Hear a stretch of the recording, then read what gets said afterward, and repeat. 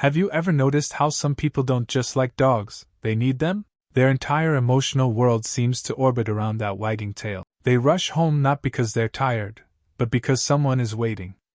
They check their phone for updates from the dog sitter like it's a loved one in surgery. And when that dog looks at them, something in their face softens in a way it never does around people. Here's the psychology behind people who love dogs.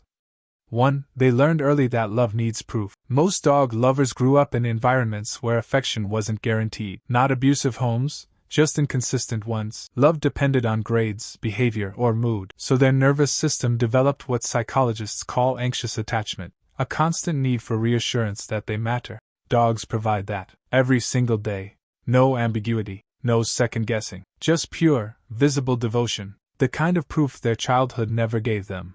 2. They regulate through being needed. Dog people don't just want companionship, they want purpose. When their dog depends on them for food, walks, comfort, their brain releases oxytocin, the bonding hormone. But here's the key, it only works because they feel necessary. Psychology calls this external validation. Their worth is tied to being useful. And unlike people, dogs never stop needing you. That dependency becomes the emotional anchor their nervous system craves. 3. They're measuring love by intensity. If you love dogs, you probably struggle with relationships that feel too quiet or unclear, because your brain learned to equate love with enthusiasm, the wagging tail, the full-body greeting. Human love is subtle, it's tired sometimes, distracted, and to a nervous system trained to read loudness as care, that subtlety feels like rejection. So they return to the dog, not because people failed them, but because the dog speaks their emotional language fluently. 4. The dog is a mirror, not just a pet. Here's what most people miss. Dog lovers don't just love their dog, they need their dogs to feel lovable.